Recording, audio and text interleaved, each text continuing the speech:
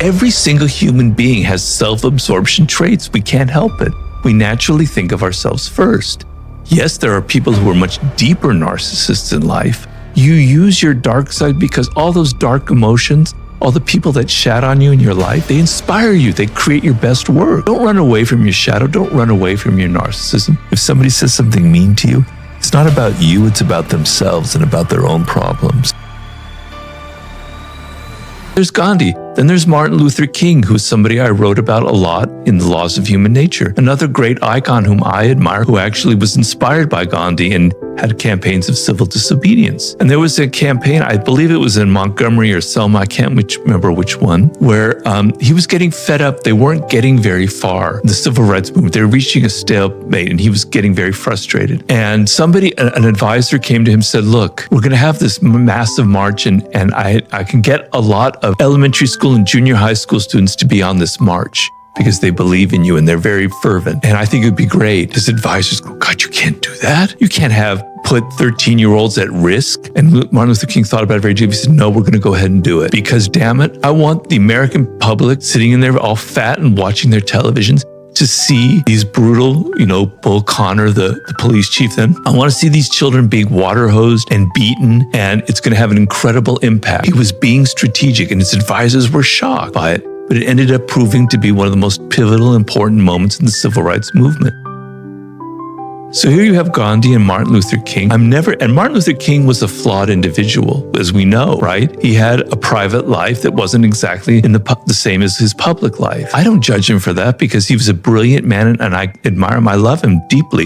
Reading his biography made me even admire him even more, seeing that he had a human, flawed side to him. But these are icons that we set up, and they reveal what I'm talking about in human nature. You can't escape it. Yeah, maybe there was some saint born in some century that I've never heard of that maybe it got pretty far away from everything I've talked about. But, we all have this idea, like in The Laws of Human Nature, I write about irrationality, envy, aggression. We go, or narcissism. Narcissism is a good one. Oh, they're a narcissist. I'm not a narcissist. I'm not self-absorbed, but they are. Yeah. I don't have any of those traits. Well, damn it. Every single human being has self-absorption traits. We can't help it. We naturally think of ourselves first. Yes, there are people who are much deeper narcissists in life, no doubt. And there are toxic narcissists, but we all have a touch of it. I want you to be a little more humble in this world, and not be so arrogant and not think that you are somehow exempt from having a dark side, that somehow you were born with a halo over your head, that you were born different, you don't have human nature, that you're a saintly person, you're much better. Get rid of your moral superiority because I find that deeply offensive. We are all cut from the same cloth. We all have the same flaws. And when you look at yourself, and when I wrote The Laws of Human Nature, I'm going, damn it, Robert, you have a dark side. You're a narcissist. I had to come to terms with my irrationality, my grandiosity, my aggressive instincts. But it's the only way to change yourself is to be aware that you have these issues. I have the narcissistic tendencies. Now I see it. All right. Now when they pop up, I can control it better. I can say, damn, Robert, you're being too self-absorbed to think more about the other person. But if you go around in life thinking, I don't have any of these problems, I'm not a narcissist, you're never going to have the awareness to stop the fact that you are actually one. With narcissism, for instance, there's a reason why we're narcissists. So I explain in the book, it's not my own theory, it comes from some great psychologists like Kohut, the origins of narcissism, right? So when your parents have to kind of not abandon you, but have to not give you as much attention as you used to have. When you're 3 years old or 4 years old, you don't remember it, but it was very painful. Like, oh, they don't love me as much. What's wrong with me, right? I have to get that love and attention, not just naturally, I have to do things to earn it, etc. And what happens with a lot of people in that situation when you're a child is, I have to be my own mother or father. I have to find a way of loving myself. When something bad happens, I have to retreat inward and go, I'm really not so bad at all. I'm actually a decent person. I like my own tastes. I like the clothes that I wear, etc., etc. You're developing the shreds of self-esteem. And people who never develop that because they were abused or they were abandoned or even if they were suffocated, never develop that self-esteem. And so what happens in life is if you don't develop that and you get older and people attack you and yell at you or criticize you, you can't retreat inward to that self-esteem, that love you have.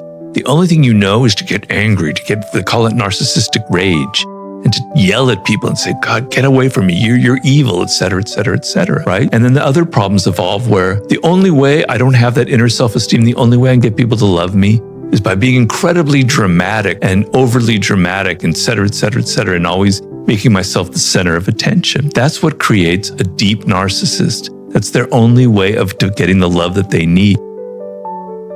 So children, we all need that degree of self-esteem, that anchor in our life. So narcissism, self-love, is not a bad thing. But what happens is as you get older, if you go too deep into it, it becomes a problem. So what I say is you need to take that self-love and it has a good function and turn it outward as much you can and turn into empathy and love and consideration for other people.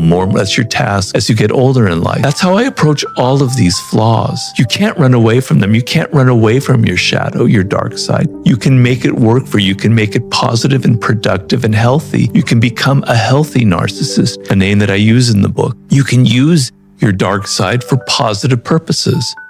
Let's say you have a lot of anger inside. And I had a lot of anger when I was younger. I was a very angry young man, right? Channel that into some kind of cause. I have a lot of causes that I believe in very deeply. And when I was younger, I was like that. Channel that energy into something productive and helpful and put it into something that goes to something that helps society.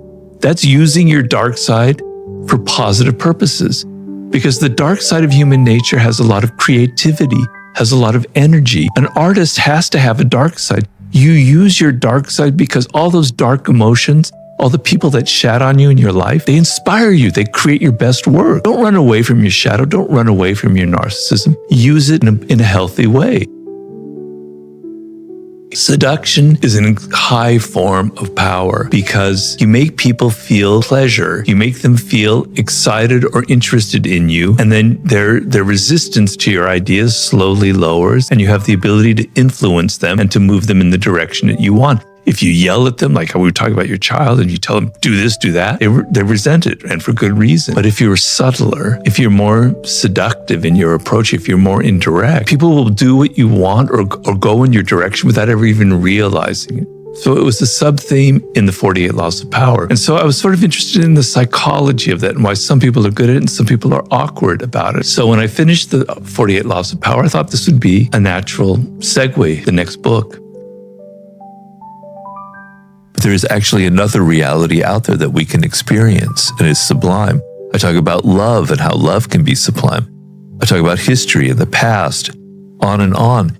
If you experience just one of those 12 things that I have made around the circle, your life will be that much richer because with your smartphones, your brains your focus and your minds are getting smaller and smaller and smaller and smaller. Your focus is shrinking to the size of your phone. Whereas science is expanding our minds to incredible limits, where they're photographing black holes, where they're explaining where the Big Bang came from. So we want to be expanding our consciousness, not shrinking it down. And just one of those 12 things will expand your mind outside of that narrow little circle that we live in, and will give you a feeling that there's so much more to our daily life than we imagine. It's so much stranger, weirder, and more exciting than you realize. And I think it can have a very powerful effect on people. I hope the book has that effect on people. Human Nature took 5 years, but not being able to type and not being able to take a walk to clear my head has probably added at least a year to the process. I've always been kind of agnostic. If I experience something and it's real and it's inside of me, I believe in it. But if it's something that I've never experienced, I'm not going to say it doesn't exist, but it's not real to me yet. So I did not grow up, I'm Jewish, but I did not grow up in a family of believing in God so much. It never was really part of my experience. And I've had the experience that there is something much larger to this world, something transcendent, something much greater than us that connects us all. There is something cosmic. That doesn't necessarily involve some single creator spirit out there. I don't know. I'm agnostic. I don't know to be the answer.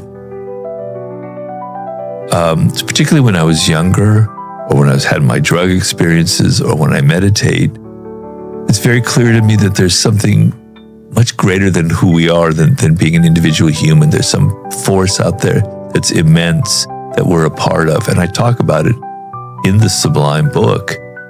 But I talk about, I have a chapter on ancient religions, pagan religions and paganism, and their relationship to God, and how it was kind of similar to what I'm describing to you now. So it's hard to verbalize my answer there. It's not about that single God figure that I'm worshiping or praying to. It's more like a feeling of something that connects all of us as humans, connects all living things, and connects everything in the universe, that there is some kind of transcendent spirit or energy. I definitely believe in that.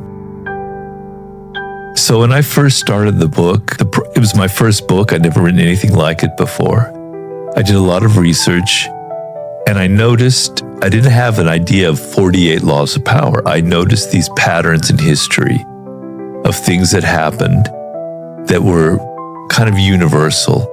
And I started out with like 78 of them, something like that. I'd have to go back to my cards. And slowly I whittled it down further and further and further.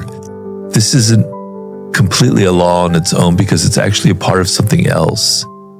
So there isn't anything that, to me, that I haven't covered. Now, obviously, people will say, well, you don't have a chapter about social media. Well, I don't need a chapter on social media because all of the dynamics in the 48 laws of power you'll find in social media already. So it's not a book about what's going on in the world right now as if I have to change it to make it updated. It's universal. The research that I put into it was every culture around the planet, going back 5,000 years up to the present, every men and women, all different countries. So I know it's going to sound arrogant, but I feel like I covered everything that needs to be covered about power. If somebody wants to come to me and say, Robert, this should be the 49th law of power, and they have, I'm very good at arguing with them and saying, well, actually, it's covered in this. Now, I might be being a bit specious there because it's my interest to say there are only 48 laws. I understand. But I actually truly believe that I kind of have it covered. My whole life has been about people pretending to be something that they're not. And that's why I wrote these books that have now disappeared.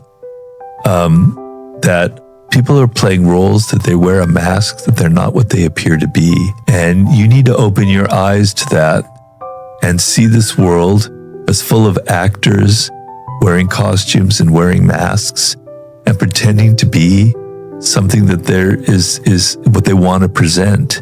And it's not necessarily reality. And when you look at this world full of actors playing these games, you don't get angry, you don't get upset, you don't say, God, I wish everything was different, I wish people would just be who they are. You just enjoy it. It's like you're watching a play, you're watching a movie, and you're seeing people be an actor, and you're seeing people pretend to be this, and it's amusing, and you don't take anything in this world personally. None of it's personal, right? If somebody says something mean to you, it's not about you, it's about themselves and about their own problems. So it's kind of like it's a game. Power is like a game that people are playing. And if you have some distance from it, if you observe the game, it's much more interesting and it's much easier to navigate than if you take everything personally and if you're upset by everything around you. No, people are playing a part. It's a game and you're just enjoying playing and watching the game and playing it well. There's a famous quote of Marcus Aurelius who said, if you get into a boxing ring with the boxer and he starts pinching your ear and putting his fist in your neck and making you trip and fall, you're not going to go and complain and say, God, how mean you are. You're just an awful person. Because you got in the ring and you're fighting and you have to accept that that's what happens when you're in the ring. Well, that's what life is. We're in the ring. You can't complain. People are wrestling. They're pushing you down. That's just how it is. You got in the arena, so shut up and don't complain and just play it well.